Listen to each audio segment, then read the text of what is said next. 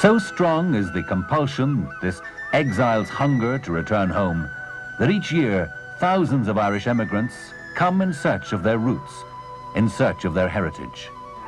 In 2 short weeks they attempt the impossible, to trace their family history, armed only with a few dates and perhaps 1 or 2 obscure place names. It's natural to seek an understanding of the past. History can help to explain the present and give insights into the future. The past is all around us, living and breathing in our architecture, culture, and art. Who can look upon the magnificent Book of Kells and remain untouched? Such treasures beg us to look deeper, beyond these manifestations of the past, to create links with our own history.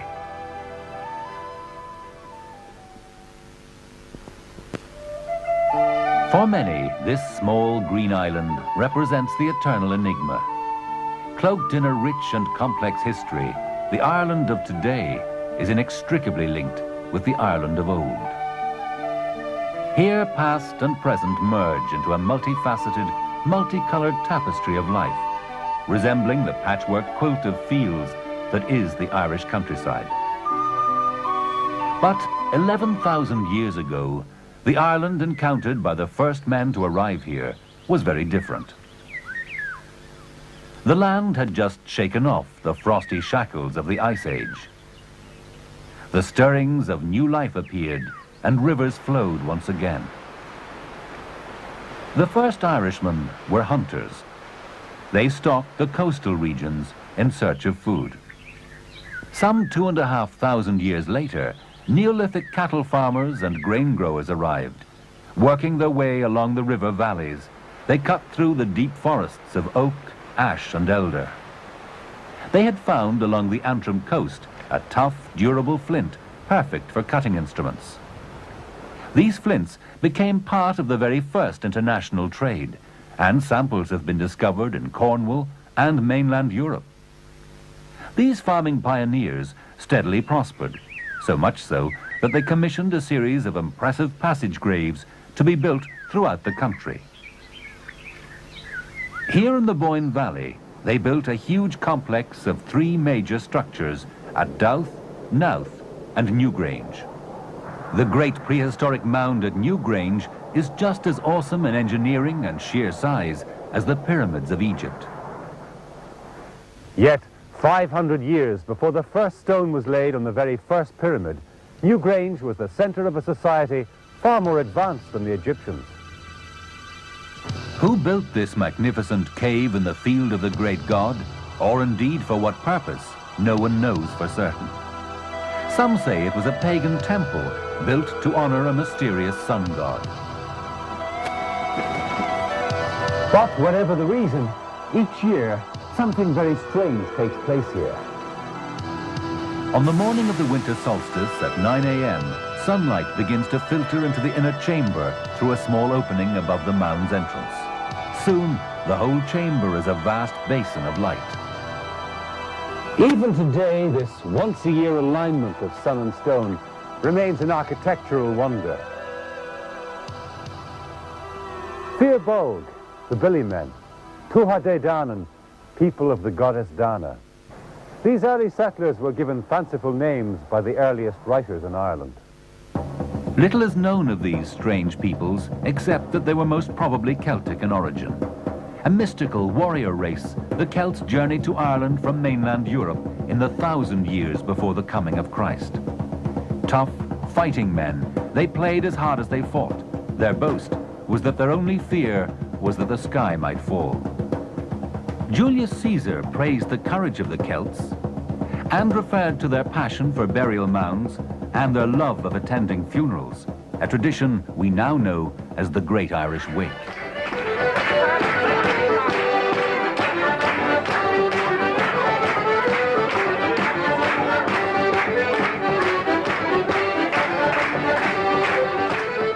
But make no mistake, the Celts were advanced for their time.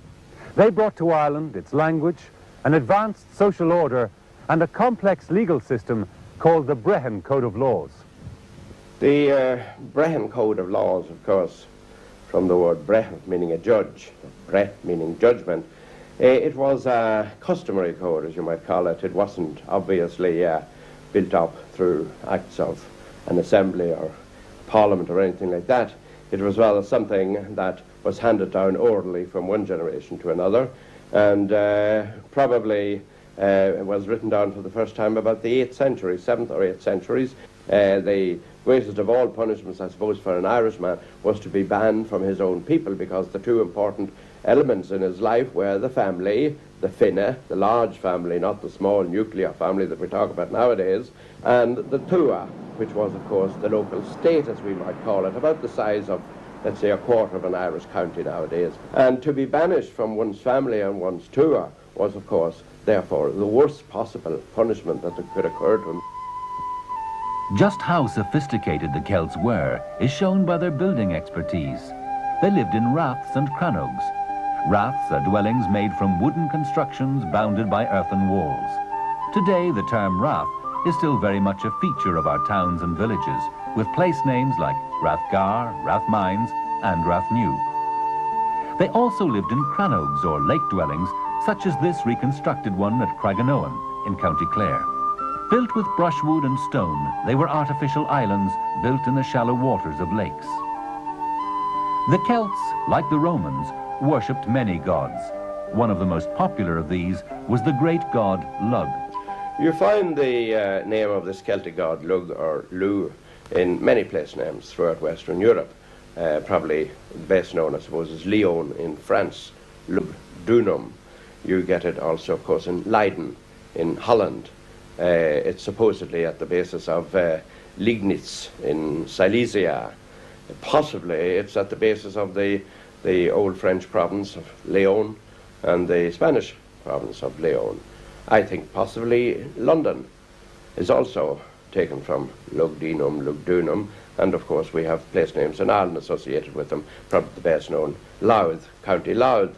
In fact, the Irish word for a leprechaun, or for these little rather strange preternatural figures that one associates with certain events in Ireland, is Luke Corpon, which is supposed to incorporate the name of this prehistoric and pre-Christian Celtic god. There is no written history originating from this period apart from ogham-stones. Thankfully, there was a great oral tradition that has left us two extraordinary epic tales easily on a par with Homer's Odyssey. The Tón Bucculne, depicted in this modern mosaic at the Setanta Centre, tells the story of the Red Branch Knights, Cuchulainn the hero and Queen Maeve of Connacht. The story goes that Setanta, a brave young warrior, set out to join the Red Branch Knights, the elite force at the court of King Conor MacNassa. To pass the 100-mile journey, he hurled a ball before him. When Setanta arrived at the royal palace, he found a fierce dog guarding the entrance. With deadly accuracy, he drove the hurley ball down the dog's throat, killing him instantly. King Conor, instead of being angry, made Setanta a knight and pronounced him Cuchulainn, or the Hound of Ulster. St. Patrick features in a later epic, the Fenian Saga. As the might of the Roman Empire began to wane, so the Irish undertook raids into Europe to take, amongst other things, slaves. It was during one such raid that a boy named Patrick was captured. Whilst tending sheep for his master Mulca, he underwent a conversion to Christianity. After many long years, he finally escaped from Slemish Mountain in North Antrim. But he vowed to return one day and convert the pagan Irish, a feat he accomplished in the year 432. Today, St. Patrick is celebrated all over the world as the patron saint of Ireland. On his day, March 17th, everyone is an honorary Irishman, and parades are held from Dublin to Detroit, from New Ross to New York, and from Sligo to Sydney.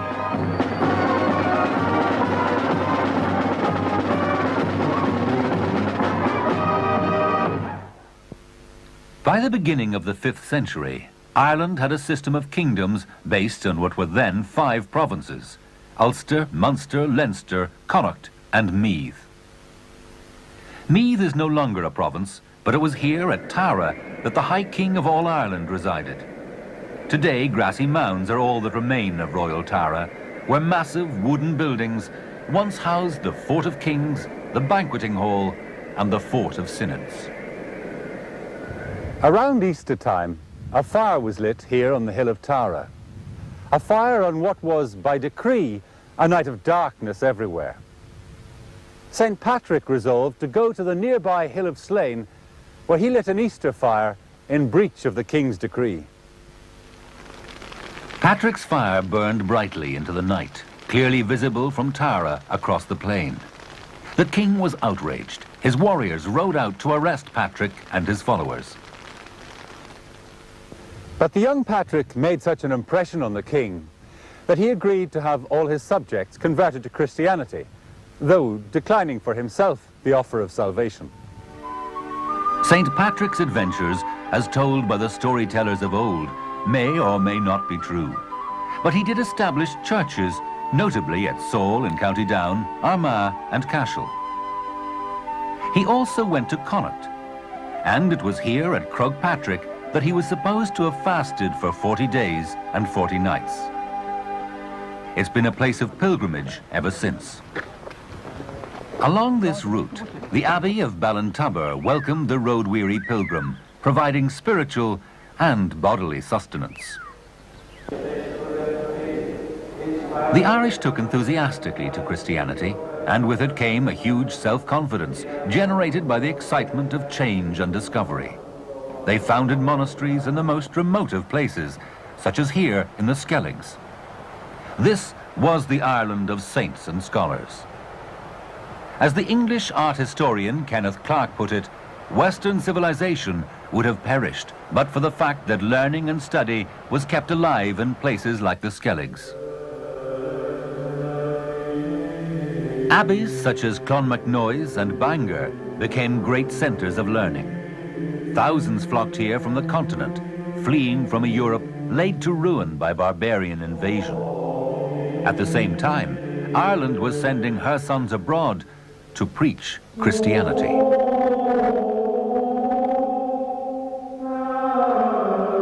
Probably the greatest glory of early Irish Christianity is the work of the Irish monks and scholars abroad.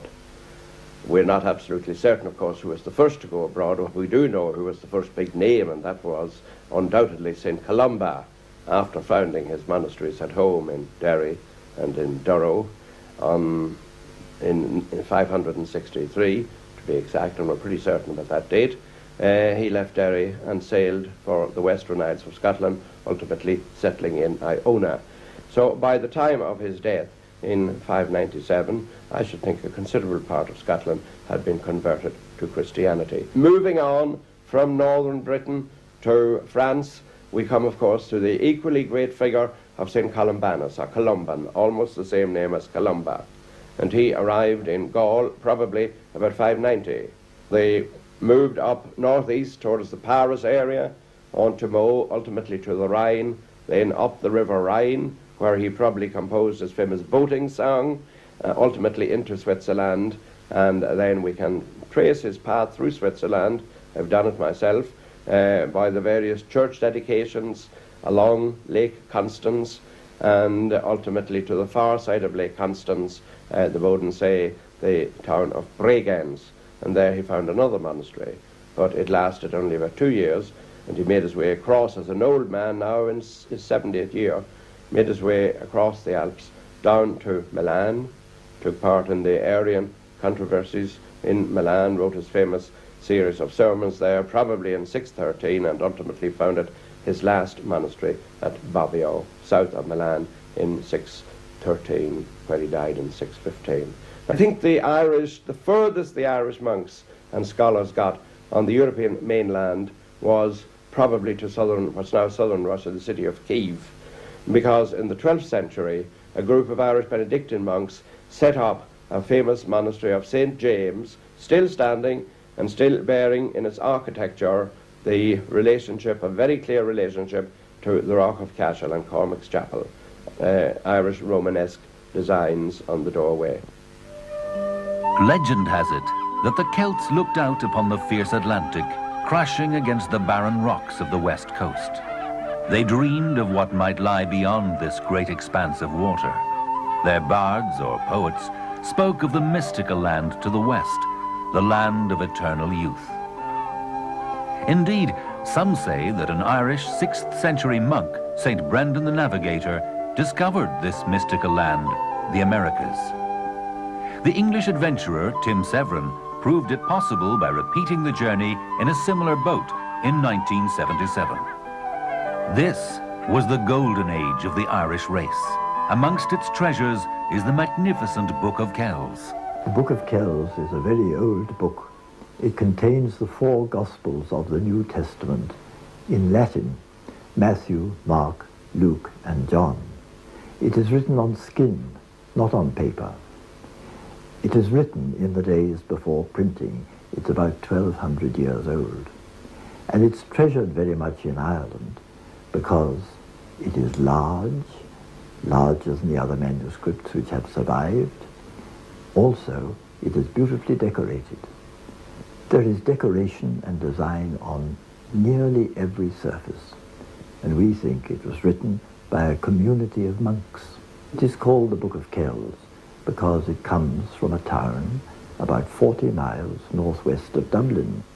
Some people say, what would the Book of Kells cost? What could its price possibly be? And we have to say, well, this treasure is a treasure of Ireland. It's a treasure of the world, really. It's priceless. The Book of Kells, although the most beautiful example of manuscript illumination, is just one of a number housed in Trinity College, Dublin. Many more magnificent treasures of this Celtic age are now on display at the National Museum. We are here in the National Museum in the Treasury, and many of these treasures have been shown in the United States and in Europe. And we have some new publications of these books, and of course the actual objects themselves. Behind me here we have the Cross of Cong, one of the more famous antiquities of Ireland. It was made in the 12th century for the kings of Connacht, the O'Connors, and it was found in Cong in County Mayo a little over 100 years ago.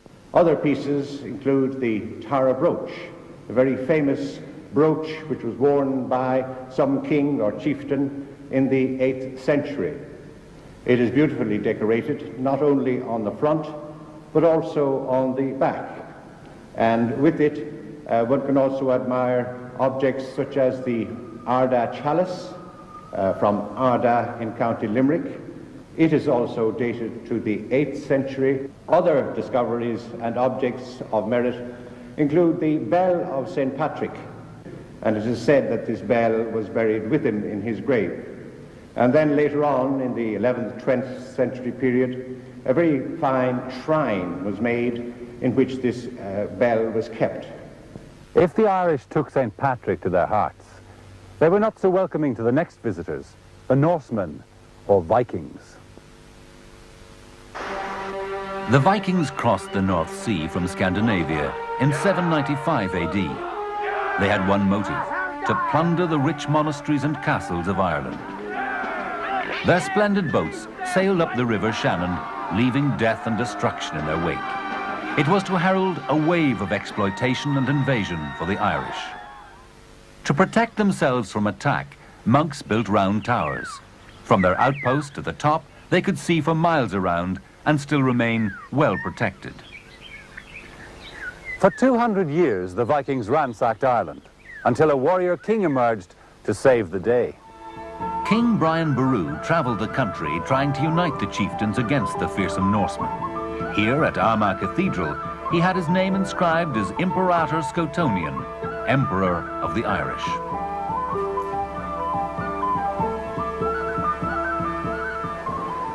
At the grand old age of 72, Brian Boru led an attack on the Viking settlement here in Clontarf, on the north shore of Dublin Bay. It was Good Friday, April 23rd, in the year 1014. The battle raged for 12 long hours. And at its end, the victor, Brian Boru, lay slain. His body was carried the 70 miles to Armagh in mournful procession. The reign of the Vikings was well and truly over. But with Brian and his immediate heirs dead, the High Kingship was once again up for grabs, and Ireland without a leader was vulnerable to invasion.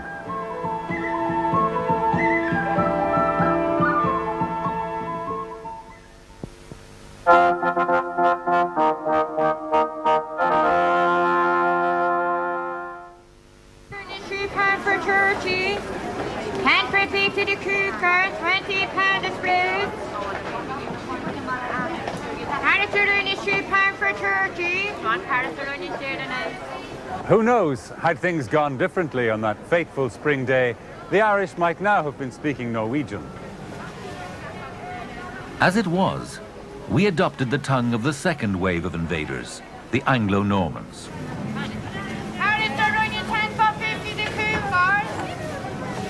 In 1169, the King of Leinster, Dermot MacMurrough, eloped with Dervorgilla. Now, unfortunately, Dervorgilla was the wife of Tiernan O'Rourke, a close ally of Rory O'Connor, High King of Ireland. Fearing his life, Dermot fled to seek aid from the Normans. Their king, Henry II, dispatched a group of Norman knights from Wales to Ireland. Militarily, these Norman invaders were much better equipped than the Irish, who were, in any event, divided amongst themselves. Meeting little resistance, they rapidly established bridgeheads throughout the country. One of the more famous or infamous of these knights was Strongbow. Not only did he conquer Waterford, he also married Dermot MacMurrough's daughter at this tower built by Reginald the Dane. Indeed, such was the power of these Norman knights that King Henry himself came to Ireland to ensure their continued allegiance. At the time, it must have seemed like a very low-key affair. The Irish were well used to frequent invasions. But this was the start of 800 years of struggle between Ireland and England. A struggle that even today dominates the relationship between the two countries. And all because of the elopement of a 40-year-old one-eyed woman called Dervorgilla O'Rourke. The Normans brought with them great skills in castle building, examples of which can still be seen today, like Trim Castle in Leinster, Carrickfergus Castle in Ulster, and Roscommon Castle in Connaught. Their agricultural methods were also very advanced, but their real contribution to medieval Ireland was their dynamism. Despite the Normans' virtual assimilation into Irish society, there followed years of strife between the two peoples, until gradually the English influence was reduced to a small area around Dublin. An area which, because it was surrounded by wooden paling, was called the Pale. But those Norman descendants who lived outside the Pale became, in the words of one Irish chronicler, more Irish than the Irish themselves.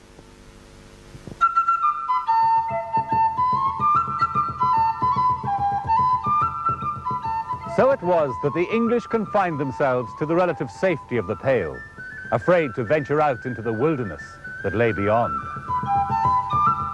For these proud Celtic chieftains, with their strange dress and their rough and tumble ways, were to the Britons nothing short of barbarian. But all was to change with the succession of Elizabeth I to the throne of England in 1558.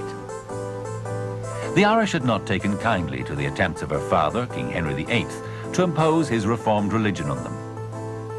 For her part, Elizabeth wanted to finally bring the Irish chieftains to their knees.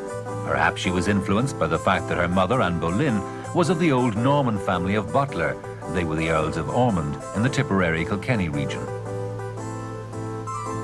One of the first victims of Elizabeth's scorched earth policy was the Earl of Desmond.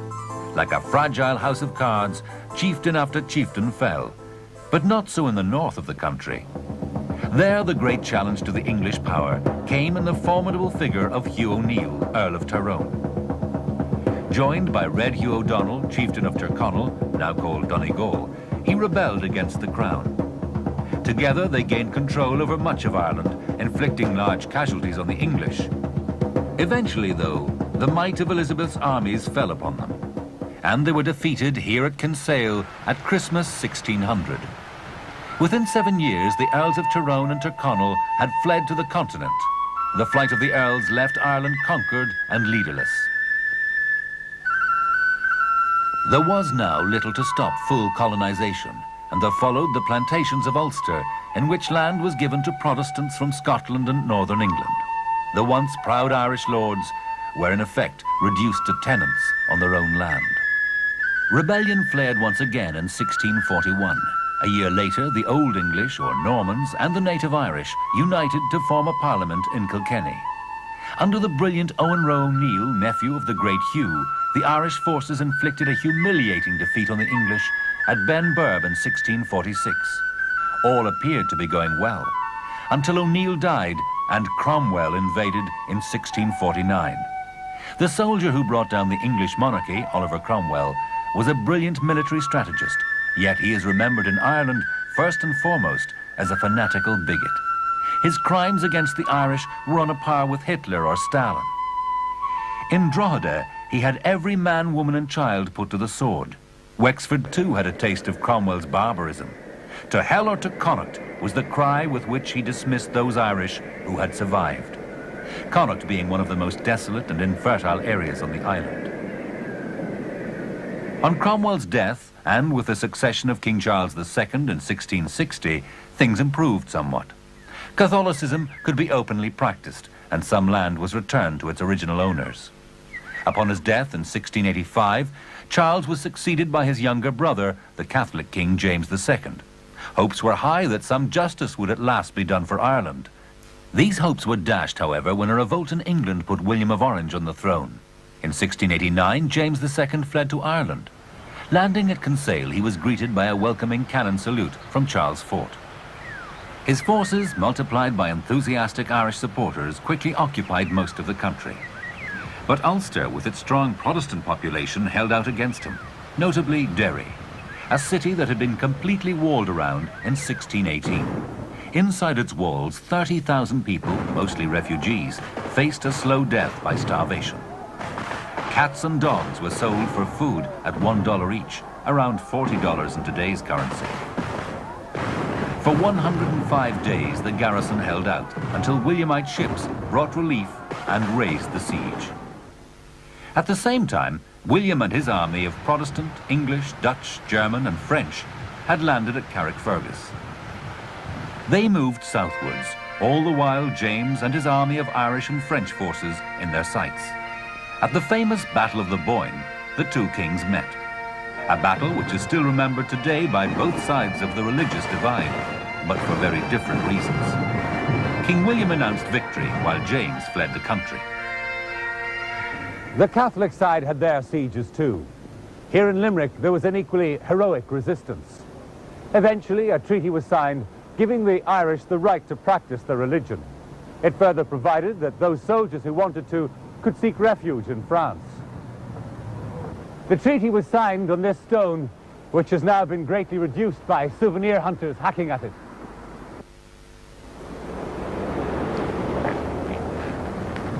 The treaty was, however, broken by the English, as one poet put it, ere the ink with which it were writ could dry. To this day, Limerick is known as the city of the broken treaty. In the aftermath of the 1691 treaty, 14,000 Irish sailed out to France to become the nucleus of what became known as the Wild Geese. For 100 years, until the time of the French Revolution, these and others who followed them were to be rewarded for their valor. On far foreign fields from Dunkirk to Belgrade lie the soldiers and chiefs of the Irish Brigade.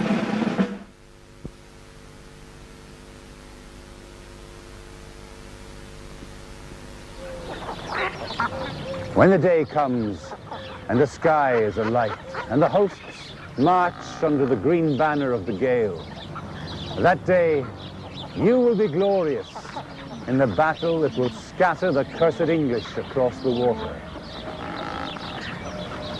The 18th century was a potpourri of land dispossession, bloody rebellion and constitutional change for the Irish.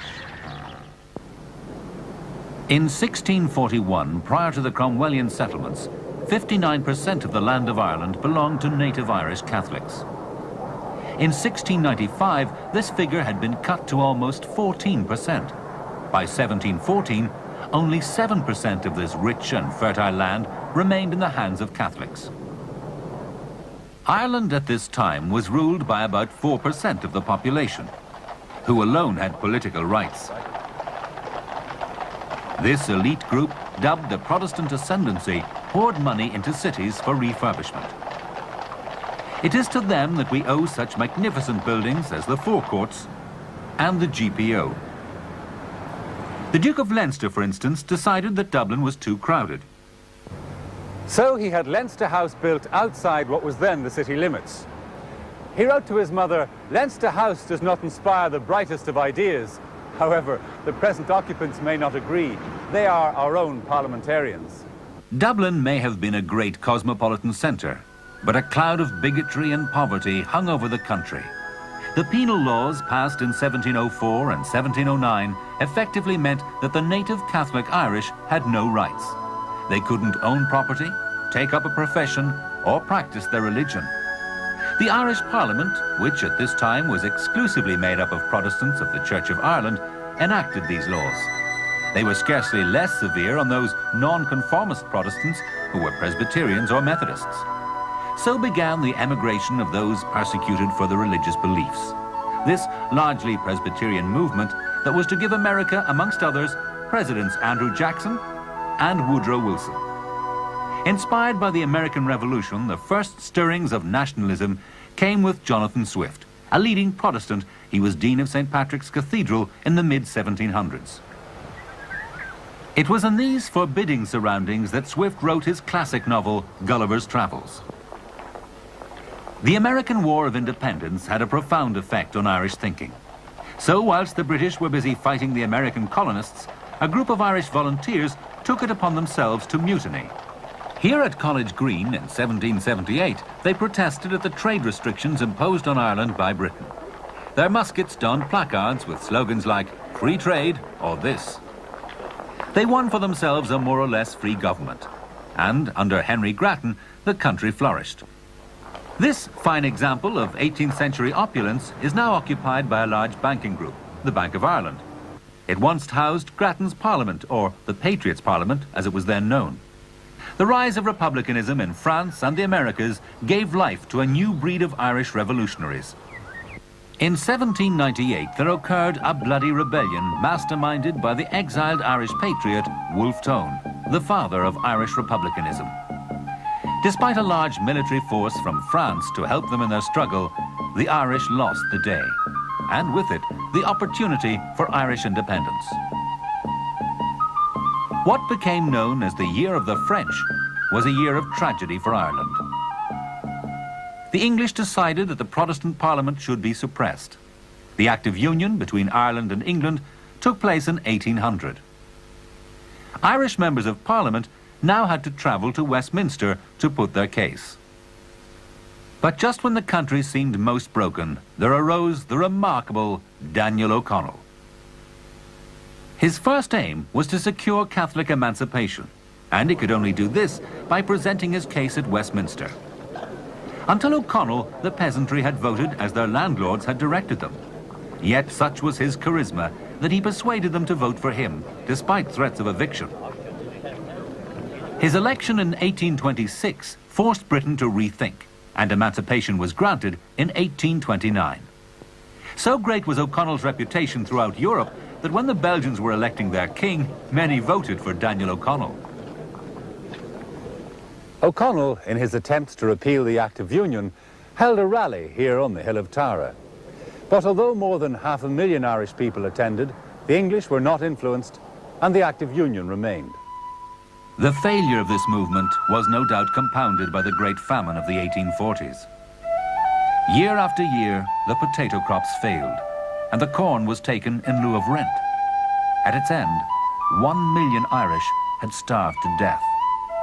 Visitors wrote of the horror they encountered. "I saw sights that will never wholly leave the eyes that beheld them. Cowering wretches almost naked in savage weather. Little children, their faces bloated yet wrinkled with a pinkish hue, who would never, it was plain, grow up to be men and women." Yet another million emigrated to the United States. They brought with them the bitter memories of English rule, memories which were to influence American history for years to come. Among those who emigrated were the Kennedys and Fitzgeralds, forebears of John Fitzgerald Kennedy. Largely Catholic, these emigrants brought with them their religion and ideals, most notably their great sense of family and heritage. The famine, however, did not kill republicanism. A new organization, the Fenians, was founded simultaneously in New York and Dublin by James Stephens and John O'Mahony. 1867 was the year of the Fenian Rebellion in Ireland. The American branch also attempted to invade Canada from their base across the border. Both failed. But the flame of republicanism, which had been lit by Tone and carried by the Fenians, was to be rekindled 60 years later in the Rising of 1916.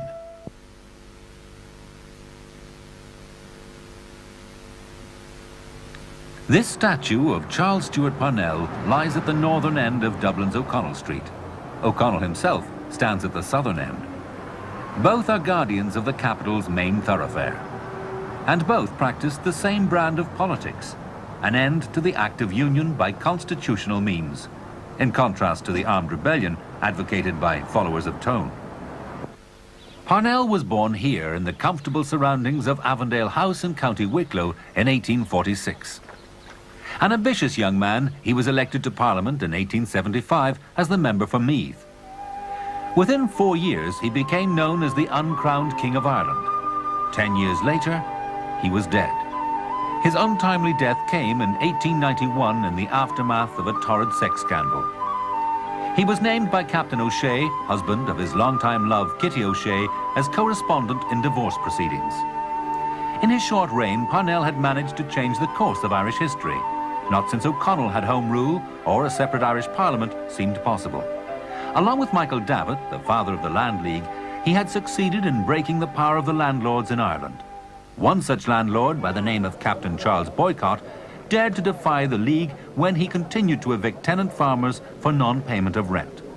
Consequently, he was ostracized by the community, thus giving the English language a new word, boycott. During this period, a new Irish identity emerged. Douglas Hyde founded the Gaelic League in 1893, dedicated to the preservation of the Irish language. And the Gaelic Athletic Association was founded here in Hayes Hotel, Thurles, County Tipperary, to restore national games such as hurling.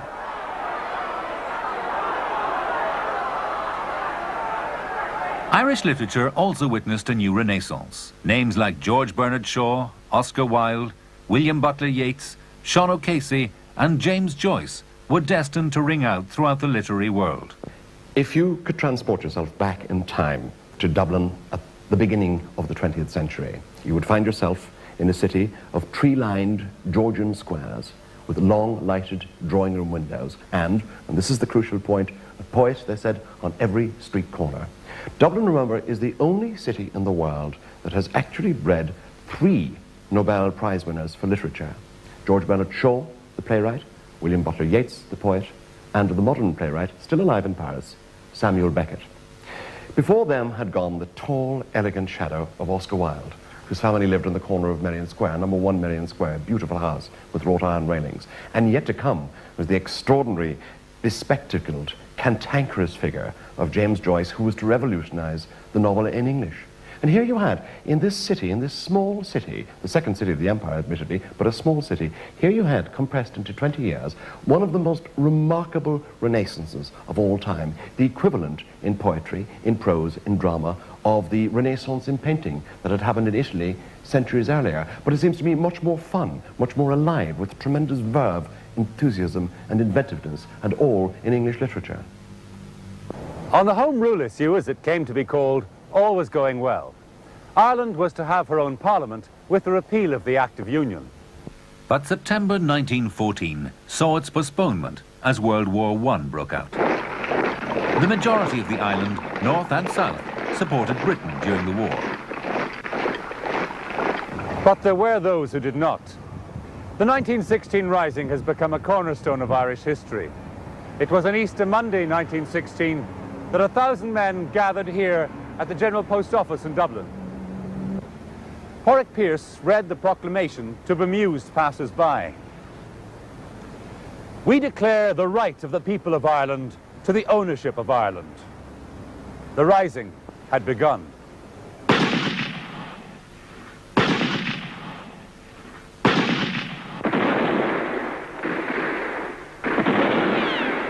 After a week of bloody fighting in the streets of Dublin, the rising was over, put down by the might of the British Army.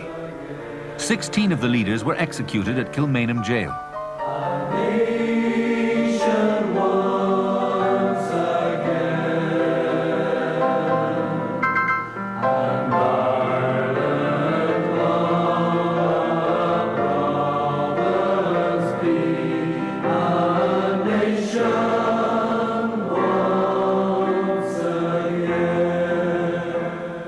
The mood of the country turned, and thousands flocked to join the cause of an independent Ireland.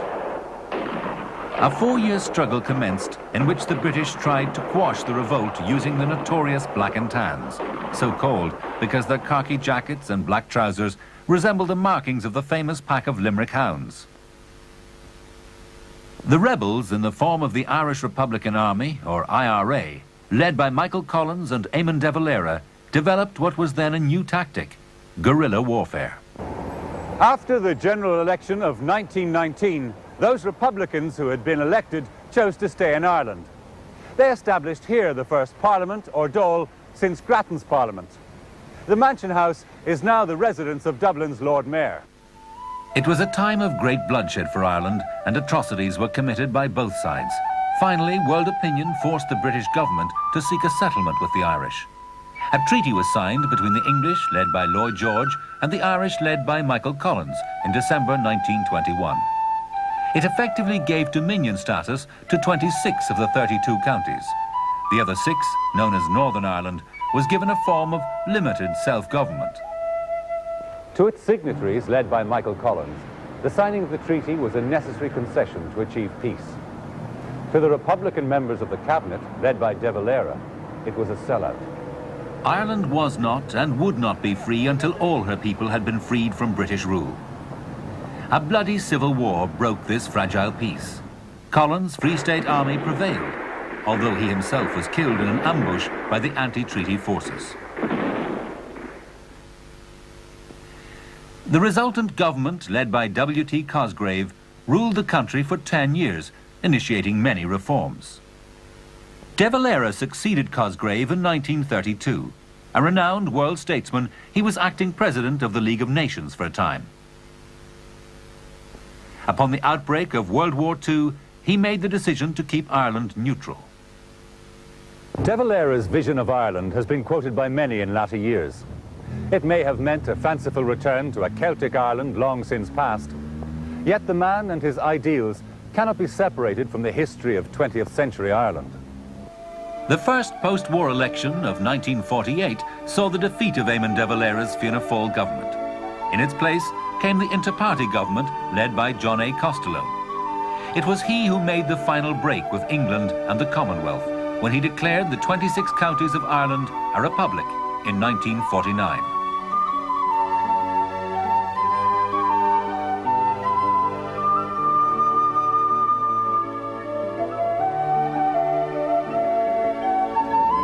So was born the modern, free and independent state of the Republic of Ireland.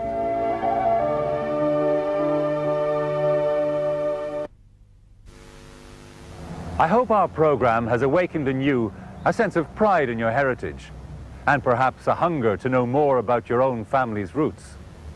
Why not come and visit the land of your forefathers, the Emerald Isle, the Ireland of the Céad Míle Fáilte?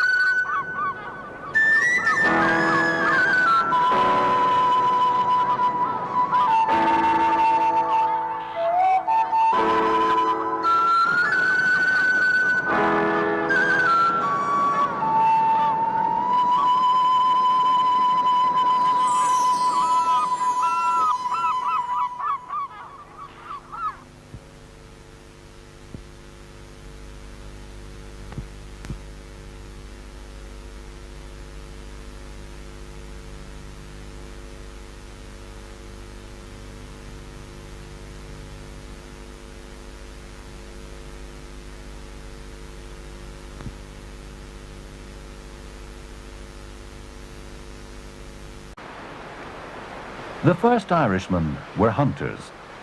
They stalked the coastal regions in search of food.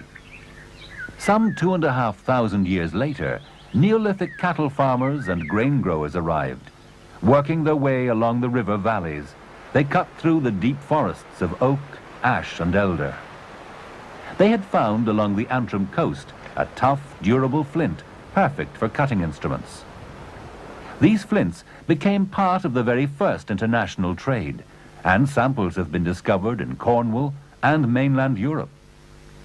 These farming pioneers steadily prospered, so much so that they commissioned a series of impressive passage graves to be built throughout the country. Here in the Boyne Valley, they built a huge complex of 3 major structures at Douth, Knowth, and Newgrange. The great prehistoric mound at Newgrange is just as awesome in engineering and sheer size as the pyramids of Egypt. Yet, 500 years before the first stone was laid on the very first pyramid, Newgrange was the center of a society far more advanced than the Egyptians. Who built this magnificent cave in the field of the great god, or indeed for what purpose, no one knows for certain. Some say it was a pagan temple built to honor a mysterious sun god. But whatever the reason, each year something very strange takes place here. On the morning of the winter solstice at 9 a.m., sunlight begins to filter into the inner... Easier. Possibly it's at the basis of the old French province of Leon and the Spanish province of Leon. I think possibly London is also taken from Lugdunum, Lugdunum, and of course we have place names in Ireland associated with them, probably the best known, Louth, County Louth. In fact, the Irish word for a leprechaun, or for these little rather strange preternatural figures that one associates with certain events in Ireland, is Luke Corpon, which is supposed to incorporate the name of this prehistoric and pre-Christian Celtic god. There is no written history originating from this period apart from Ogham stones. Thankfully, there was a great oral tradition that has left us 2 extraordinary epic tales, easily on a par with Homer's Odyssey.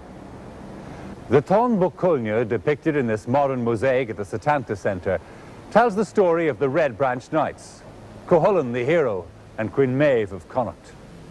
The story goes that Setanta, a brave young warrior, set out to join the Red Branch Knights, the elite force at the court of King Conor MacNassa. To pass the 100-mile journey, he hurled a ball before him. When Setanta arrived at the royal palace, he found a fierce dog guarding the entrance. With deadly accuracy, he drove the hurley ball down the dog's throat, killing him instantly. King Conor, instead of being angry, made Setanta a knight and pronounced him Cuchulainn, or the Hound of Ulster. St. Patrick featured.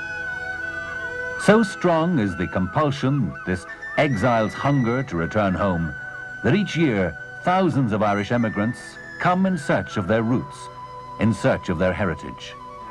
In 2 short weeks they attempt the impossible, to trace their family history, armed only with a few dates and perhaps 1 or 2 obscure place names. It's natural to seek an understanding of the past. History can help to explain the present and give insights into the future. The past is all around us, living and breathing in our architecture, culture, and art. Who can look upon the magnificent Book of Kells and remain untouched?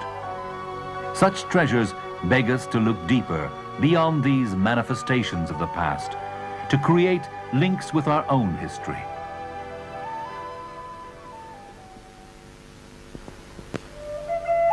For many, this small green island represents the eternal enigma. Cloaked in a rich and complex history, the Ireland of today is inextricably linked with the Ireland of old.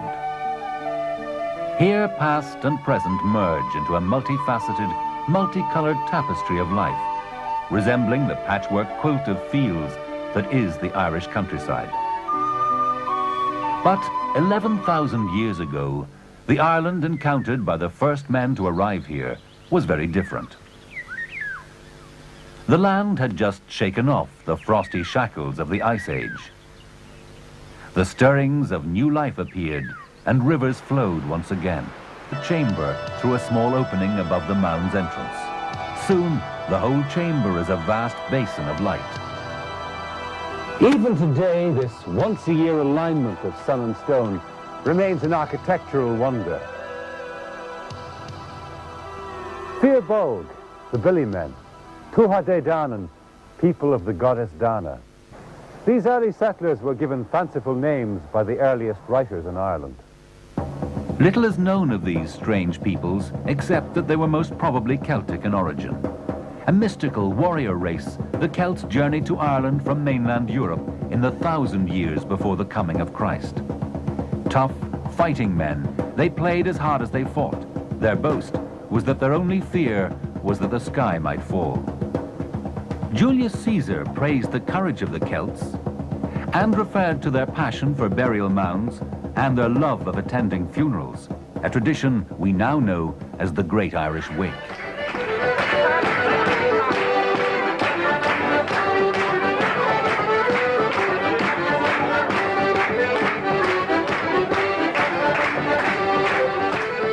But make no mistake, the Celts were advanced for their time. They brought to Ireland its language, an advanced social order, and a complex legal system called the Brehon Code of Laws. The Brehon Code of Laws, of course, from the word brehon, meaning a judge, bred meaning judgment, it was a customary code, as you might call it. It wasn't obviously built up through acts of an assembly or parliament or anything like that. It was rather something that was handed down orally from one generation to another, and probably it was written down for the first time about the 8th century, 7th or 8th centuries. The greatest of all punishments, I suppose, for an Irishman was to be banned from his own people, because the two important elements in his life were the family, the finne, the large family, not the small nuclear family that we talk about nowadays, and the tua, which was, of course, the local state, as we might call it, about the size of, let's say, a quarter of an Irish county nowadays. And to be banished from one's family and one's tua was, of course, therefore, the worst possible punishment that could occur to him. Just how sophisticated the Celts were is shown by their building expertise. They lived in raths and crannogs. Raths are dwellings made from wooden constructions bounded by earthen walls. Today, the term rath is still very much a feature of our towns and villages, with place names like Rathgar, Rathmines, and Rathnew. They also lived in crannogs or lake dwellings, such as this reconstructed one at Craiganoan in County Clare. Built with brushwood and stone, they were artificial islands built in the shallow waters of lakes. The Celts, like the Romans, worshipped many gods. One of the most popular of these was the great god Lugh. You find the name of this Celtic god, Lugh or Lu, in many place names throughout Western Europe. Probably best known, I suppose, is Lyon in France, Lugh Dunum. You get it also, of course, in Leiden in Holland. It's supposedly at the basis of Liegnitz in